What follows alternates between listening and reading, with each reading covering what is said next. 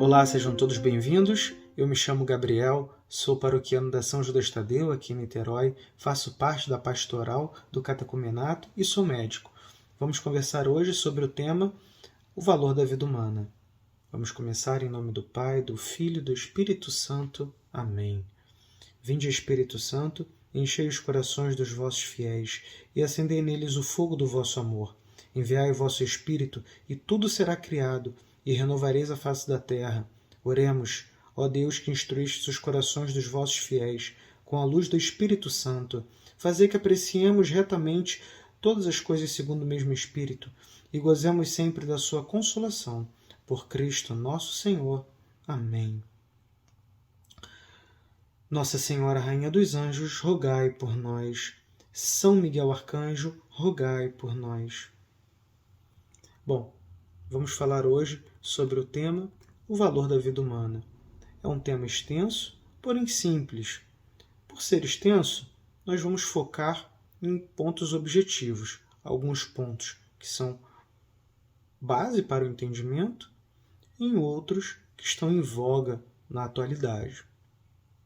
Nós não vamos buscar esgotar esse tema, até porque ficaria cansativo e não seria o objetivo. Tá?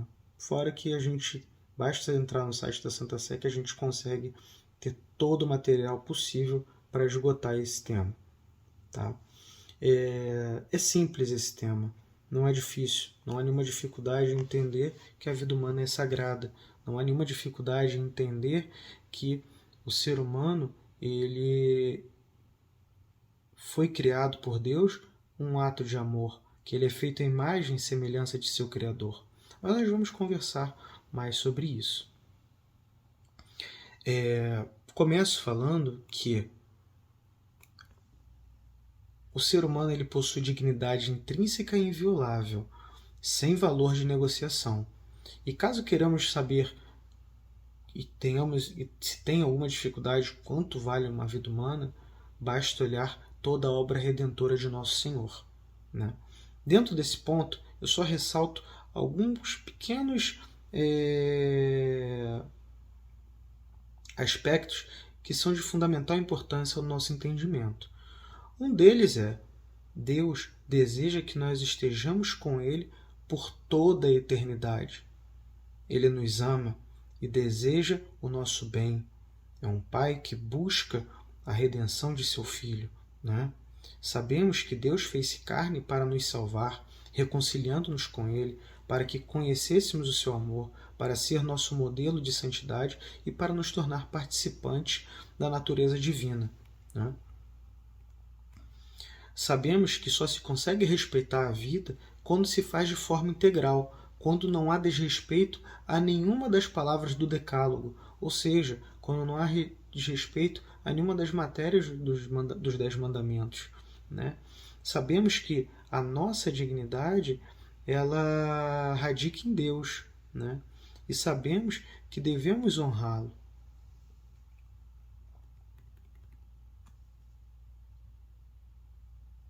Até para cumprir a nossa dignidade. Bom, desde toda a história da salvação, ela ilustra isso, né? Mas pegando pontos mais específicos, né? Ao longo a Igreja, né, o corpo místico de Cristo, fundada por Nosso Senhor, ao longo de toda a sua história, ela mostrou isso, né?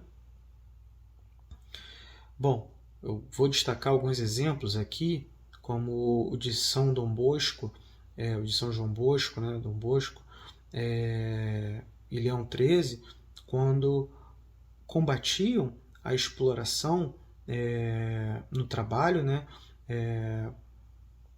quando atuavam contra o trabalho desumano, a exploração das pessoas. Né. Também destaco aqui as obras de São Francisco de Assis e de toda a sua ordem, a atuação de São Carlos Borromeu, de São Roque e de tantos outros. Vou só ilustrar com um exemplo no século III, né, com Cipriano, um bispo do norte da África, né, um período no qual a igreja era perseguida, né, e sofria com pena capital, né? Ou seja, morte, né? Houve uma epidemia nesse momento, durante uma grave epidemia, né?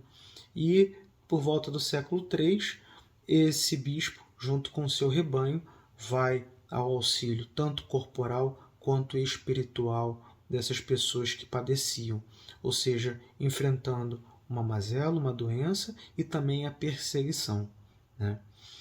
A gente poderia destacar diversos outros pontos, como os hospitais, enfim, a história dos hospitais. Poderíamos destacar diversos pontos relacionados às culturas que foram tocadas e batizadas pela igreja, como, por exemplo, inúmeras culturas que tinham rituais de sacrifício humano, com rituais antropofágicos, que, enfim, desprezavam os idosos e os mais fracos e os portadores de alguma enfermidade, né? Enfim, são diversos pontos que a gente pode destacar. Um ponto que eu vou falar sobre o abortamento, vou falar mais à frente, mas só para aproveitar esse gancho, né, que a gente está citando algumas questões de história, alguns falam que a igreja durante um momento chegou a tolerar o abortamento no início da gestação. Isso não é uma verdade, isso é uma mentira, né? O que havia era, alguns de seus filhos defendiam que havia animação tardia e que haveria somente após essa animação tardia um atentado grave ao quinto mandamento. Ah, então antes não tinha? Não, antes tinha sim, só que era um atentado grave ao sexto mandamento. Então era proibido abortar desde o início, e sempre o foi. Tá? Então, sabendo dessa animação imediata, né? Logo quando há a fusão dos gametas e ali é criada a alma por Deus e infundida ali no ser humano, na concepção, né? Isso corrobora com o que a igreja sempre disse. Por exemplo, na Didaqué, o Catecismo dos Apóstolos do século I, né? Onde o que está escrito ali? Não matarás o embrião por meio do aborto, nem farás que morra o recém-nascido, né? Então, assim, não tem o que inventar, né? A verdade é a verdade. Esse é um ponto importante. Sabemos que uma lei decorrente do direito positivo, ela não altera a realidade. Logo, se ela não for ao encontro da verdade, da lei natural, é uma lei injusta, né? Sabemos que o pecado constitui um atentado contra a dignidade humana, né? Eu aproveito para lembrar o quão é importante sabermos conceitos, como o conceito de pecado original, o conceito de pecado, o que são os pecados capitais, quem são os inimigos do homem, né? Como fazer oposição a eles, não é verdade?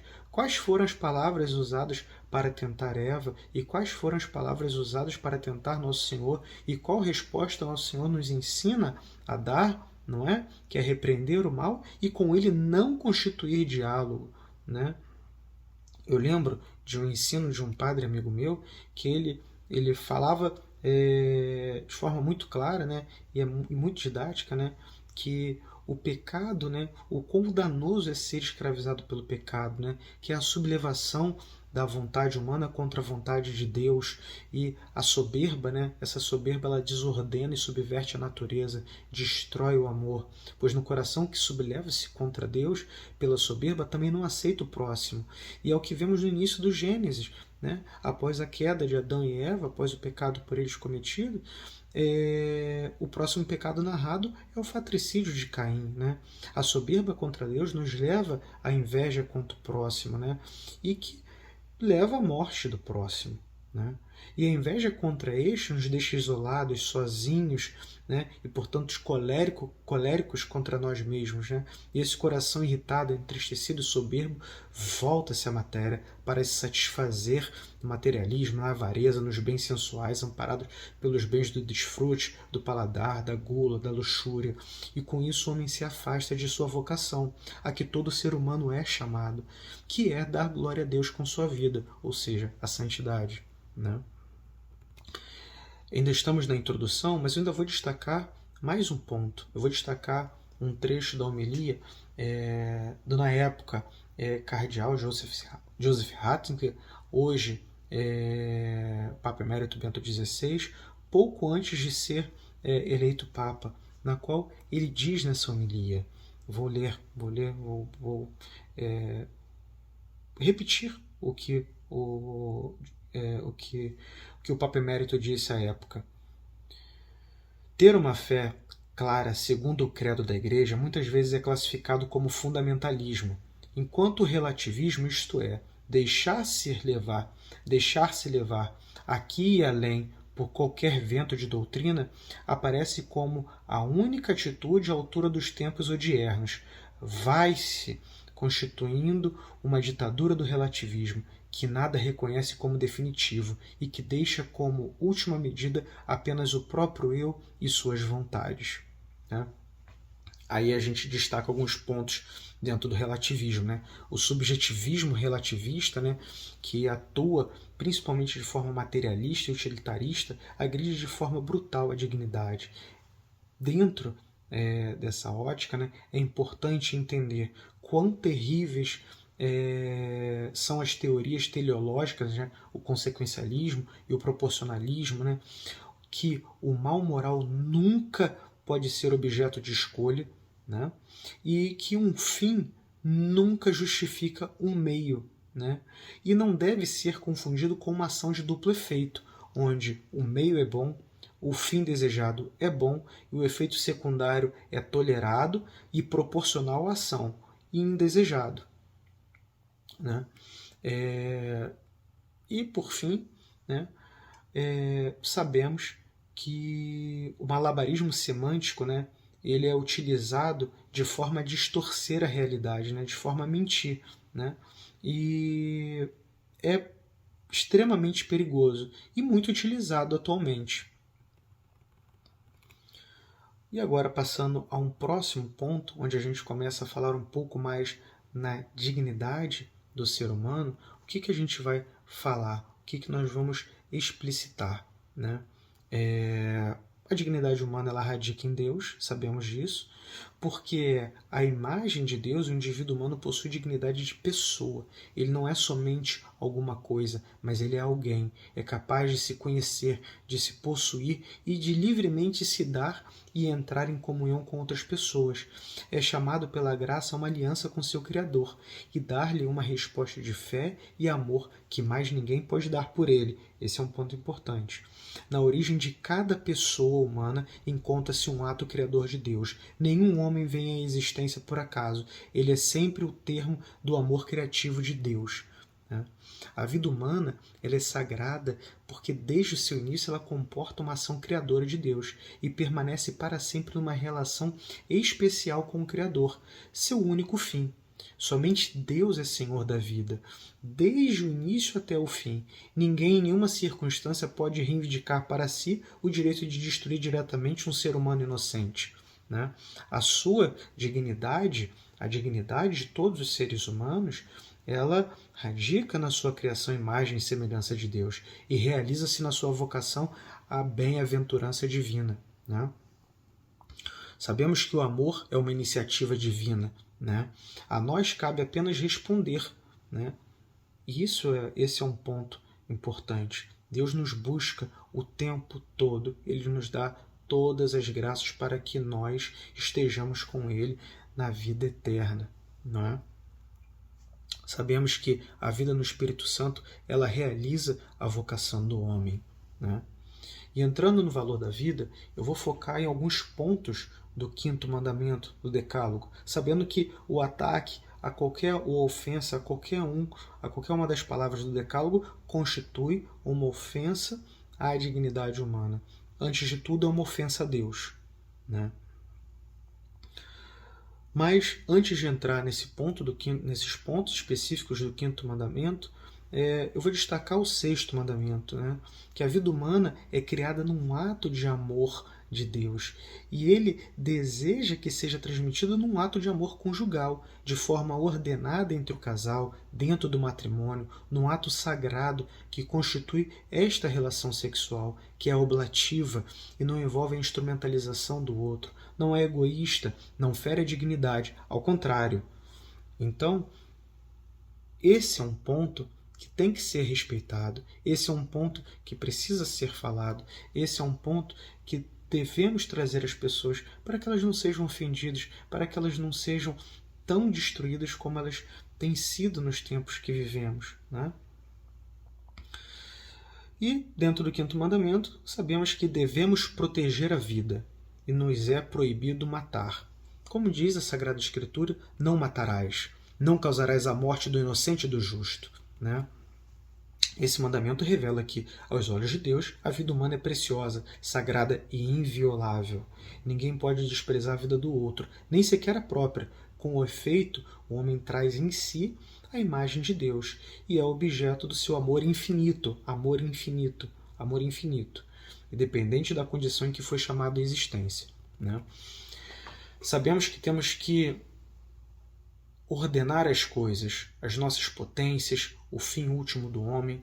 Sabemos que, por exemplo, no Sermão da Montanha, né, onde o Nosso Senhor explicita que não devemos confabular, não devemos comungar com o erro, com o mal internamente. Que internamente desejar a morte do outro, desejar que o outro não existisse, ou ter pensamentos de ira, de vingança, enfim, isso constitui uma maldade, isso planta uma maldade no coração humano, isso é uma comunhão com o mal, isso é uma desordem, né? Onde a ordem deve se buscar o quê? A justiça e a misericórdia, não é? Então, num ato, por exemplo, de legítima defesa, né? Onde busca defender a vida, né? Onde se busca ter de forma ordenada a proteção do justo e inocente, né? A legítima defesa, ela pode seguir-se um duplo efeito. Um é a conservação da própria vida, o outro é a morte do agressor, desde que proporcional ao evento, né? Nada impede que um ato possa ter dois efeitos, dos quais só um esteja na intenção, estando o outro para além da intenção, mas sabe-se proporcional, e não seja um meio, mas sim, de fato, um ato de duplo efeito, onde somente o bom é desejado. Eu não vou desejar a morte do outro, não. Eu estou buscando proteger uma vida inocente, né? Quando o ato ocorre de forma proporcional e não seja um meio. Lembra que a gente conversou? O fim nunca justifica os meios. Lembra? Isso, um fim nunca justifica o meio. O amor para consigo mesmo permanece um princípio fundamental de moralidade, né? E, portanto, é legítimo fazer respeitar o seu próprio direito à vida. Quem defende a vida não é réu de homicídio, mesmo que se veja constrangido a desferir sobre o agressor injusto um golpe mortal. Ou seja, o agressor injusto, ele fere a vida do outro e coloca a sua vida em risco. Em termos, vamos botar, físicos, né? Mas em termos de alma, ele já está com a sua alma em um estado de morte, né? A legítima defesa, sabemos que ela pode ser não somente um direito, mas até um grave dever por aquele que é responsável pela vida de outro, não é?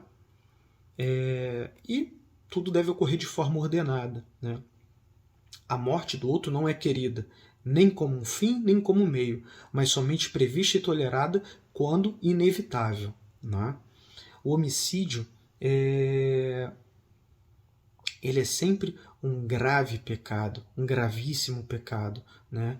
É um pecado que brada ao céu, né? o infanticídio, o fratricídio, o parricídio, o assassinato de cônjuges são crimes especialmente graves, né, em razão dos laços naturais que eles quebram. Um parênteses, um outro conceito importante é entender o que é a lei natural, né? Enfim. Um outro ponto importante aqui dentro não se pode invocar discussões de eugenismo para justificar atrocidades, ainda que sejam impostos pelos poderes públicos. Isso é extremamente errado. Isso é terrível, né? A lei moral proíbe expor alguém sem razão grave a um perigo mortal, assim como negar assistência a uma pessoa em perigo, né? Um ponto que a gente vai citar agora é um ponto muito importante, principalmente nos tempos que vivemos, que é o ato do abortamento, esse grave ato, né? Onde o nascituro ele é morto no ventre materno, né? O embrião ele não é um aglomerado anárquico de células, ele tem um corpo com uma morfologia ordenada, com um metabolismo coordenado, contínuo, organizado e em estágio de crescimento, desenvolvimento, né, gradual, que tem desde a sua concepção uma alma, né? O embrião, desde a concepção até a morte, passando ou não pelas demais etapas da vida, como nascimento, adolescência, tornando-se um adulto, depois um idoso e falecendo, é a mesma e única pessoa, com a sua mesma identidade definida no momento da sua concepção, né? Um ponto que me deixa chateado é quando vemos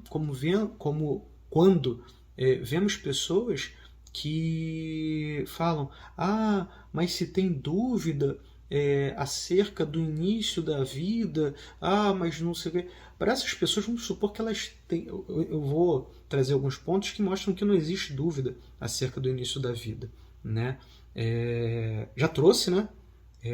Principal na fé, né? Mas também vou trazer alguns outros. Vou só citar alguns, não vou ter tempo para isso, para citar todos, enfim. Isso. Mas referente a essa questão, há dúvida, não sei o quê. E o indúbio pró-réu, que é utilizado para alguns, e para esse inocente não é utilizado?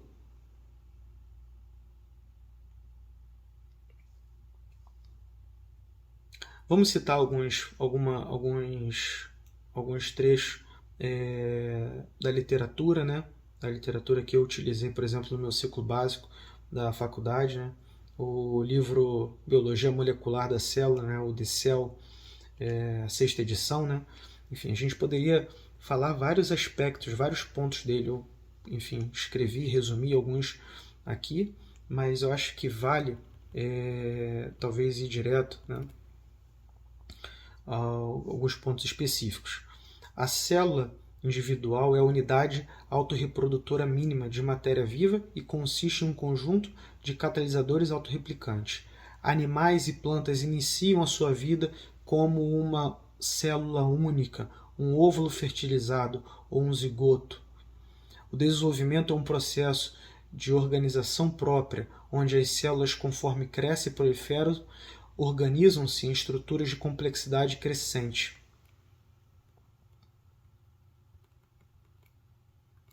Vou passar já para uma outra citação, né? Devido ao tempo que já é escasso e já está estourando, né? Um outro livro que eu vou citar é o Genética Médica, o Thompson & Thompson, 8ª edição. O ser humano inicia sua vida como um ovócito fertilizado, zigoto, uma célula diploide a partir da qual todas as células do corpo são derivadas por uma série de dezenas ou mesmo centenas de mitoses.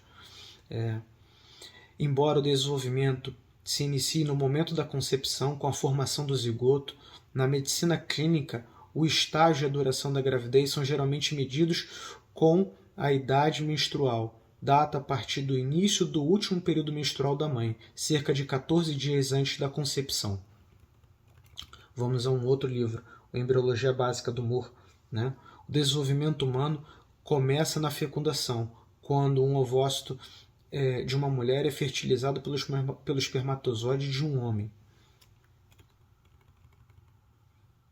A embriologia está relacionada com a origem e o desenvolvimento de uma pessoa, do zigoto ao nascimento. Vamos agora a um outro livro, Tratado de Fisiologia Médica, o Guyton e Hall, a 13ª edição. O sistema genético controla cada estágio do desenvolvimento do ser humano, do ovo, uma só célula fertilizada, até o organismo completo e funcionante. Vamos agora a uma outra citação, a Embriologia Clínica do Moore, 11ª edição. O desenvolvimento humano é o processo contínuo que se inicia quando um ovócito de uma mulher é fecundado por um espermatozoide de um homem para formar um zigoto unicelular. E aí ele vai citando algumas outras coisas, até o período pós-natal, que ele cita que o desenvolvimento do encéfalo continua até o início da idade adulta, enfim. A vida humana deve ser protegida e respeitada, de modo absoluto, a partir do momento da concepção. Desde o primeiro momento de sua existência, devem ser reconhecidos a todo ser humano os direitos de pessoa, entre os quais o direito inviolável que todo ser inocente tem na vida. Não há ali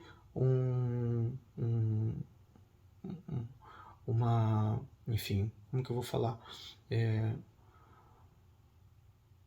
Ou melhor, há ali a vida, Isso já acabamos de ver, E há ali também um caráter pessoal. Todo ser humano é pessoa. Eu não vou conseguir entrar em detalhes nesse momento por causa do tempo, mas todo ser humano é pessoa. Não existe a terminologia de sub-humano. Isso não existe. Isso não existe. Tá? Existem humanos. Tá? Um outro ponto que eu vou citar citando o Elias Gretchen, que recomendo a leitura dele, tá? Principalmente no que diz respeito à bioética. O que ele diz? A dignidade do homem não aceita gradação. Eu não vou ter tempo para entrar em detalhes nas medidas, nas formas que são empregadas para matar o nascituro, nem dos efeitos deletérios que podem ocorrer à saúde da mãe. Mas são pontos também que devemos frisar na violação que essas pessoas sofrem. Vou citar a eutanásia, que é inaceitável, que se ponha ou que se mate essas pessoas, contrariando a dignidade da pessoa humana, o suicídio, que é gravemente contrário à justiça, à esperança e à caridade, falando também dos atentados contra a alma, que também constituem matéria grave, o escândalo, que atenta contra a alma, retirando uma outra pessoa do caminho de Deus, também é um grave erro. Sabemos que devemos ter o respeito pela saúde, o respeito pela integridade corporal, não expondo ninguém a nenhum ato desprezível, como a tortura, enfim, ou qualquer outro que atente contra a integridade corporal de uma pessoa.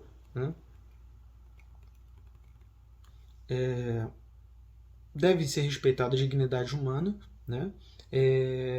a moral ela deve estar em volta de tudo aquilo que diz respeito ao cuidado com o ser humano. Deve-se ter um zelo pela paz e o combate às injustiças. Deve-se ter total cuidado ao se tratar de uma outra pessoa, na sua relação com o outro, tanto no cuidado físico quanto espiritual, tanto no cuidado corporal quanto de sua alma. Então, devemos respeitar a dignidade do ser humano, em plenitude, de forma integral.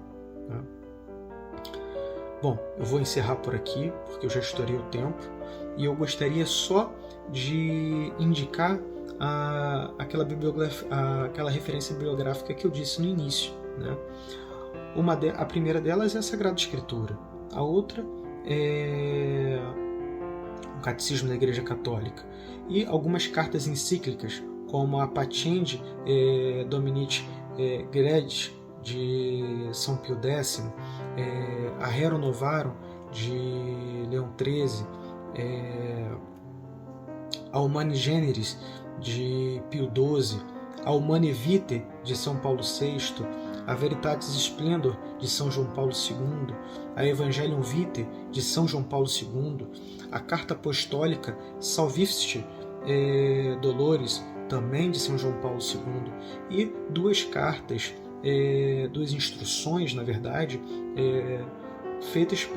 produzidas pela Congregação para a Doutrina da Fé, que é a Donum Vitae, né, e a Dignatas Personae, né, bem como diversos outros autores. Eu estou aberto a qualquer um que queira conversar, que queira